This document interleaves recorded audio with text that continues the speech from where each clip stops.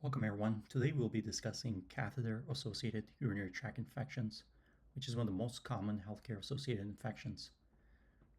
According to the Infectious Disease Society of America, the diagnosis of catheter-associated UTI requires two key criteria. First, the presence of urinary symptoms without another identifiable source of infection, and second, a urine culture showing more than 10 to the third colony-forming units per milliliter of a single uropathogen from a properly collected specimen. This can be either from a catheterized sample when the catheter has been in place for more than 2 days, or a midstream voided sample obtained within 48 hours of catheter removal. Let me explain what a clean catch midstream sample is. In this, the patient is going to clean the genital area, which is going to help ensure the urine sample is not contaminated by bacteria from the skin or the external genitalia. The patient is then going to begin urinating into the toilet, and then it collects the middle part of the stream into a sterile cup. And so this is going to avoid contamination from skin bacteria, and it's going to give a more accurate picture of what's happening inside the bladder. Patients with neurogenic bladder may present with atypical symptoms such as new onset incontinence, autonomic dysreflexia, malaise, lethargy, or bladder pain rather than classic UTI symptoms. And therefore, clinicians must maintain a high index of suspicion in these populations. Now, when it comes to catheter-associated UTIs, prevention is going to be key. The mainstay is going to be to avoid unnecessary catheterization and to remove catheters as soon as they are no longer needed. Short-term straight catheterization should be considered when appropriate to reduce risk.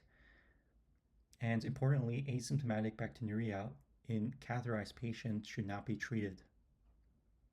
And we should avoid screening urine cultures in the absence of symptoms. Findings such as pyuria, urine turbidity, or odor alone are not diagnostic of catheter-associated UTI and can be misleading.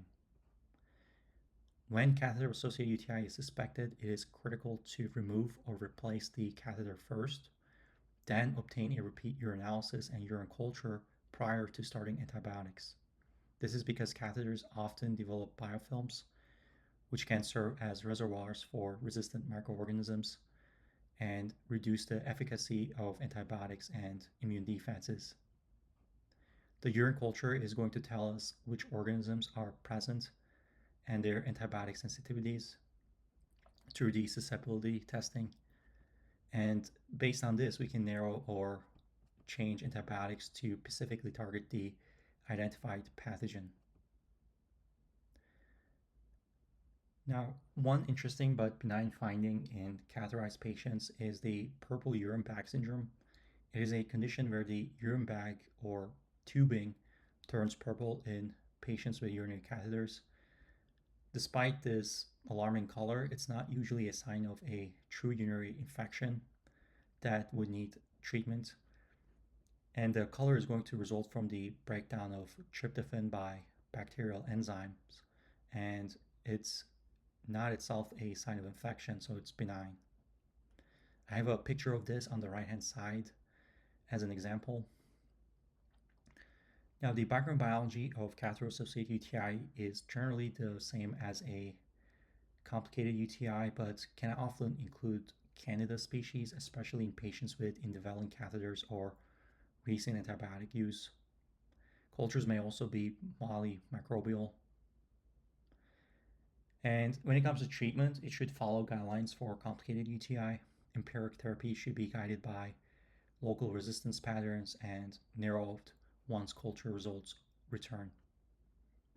In cases of recent catheterization or known MRSA colonization, mincomycin should be added initially. The duration of therapy is 7 days for patients with rapid clinical response, but 10 to 14 days may be needed in cases with delayed improvement or more severe illness. So to summarize what we discussed, catheter-associated urinary tract infections are a frequent healthcare-associated complication requiring both clinical symptoms and microbiologic evidence for diagnosis. And when it comes to Diagnosing proper specimen collection, either from a indwelling catheter in place for over 2 days or a clean cat sample within 48 hours of catheter removal, is going to be essential to ensure accurate results. And we must also recognize atypical presentations, particularly in patients with neurogenic bladders, and avoid treating asymptomatic bacteriuria. Prevention is going to center on minimizing catheter use and prompt removal. If catheter-associated UTI is suspected, replacing the catheter before obtaining cultures is going to be critical due to biofilm-related contamination. And treatment should follow guidelines for complicated UTI, guided by culture and sensitivity results. Also, alarming findings like purple urine bag syndrome, as we discussed, are going to be typically benign and not an indication for antibiotics. Thank you for watching this video on catheter-related UTIs. I hope this video was helpful and that you're able to learn something.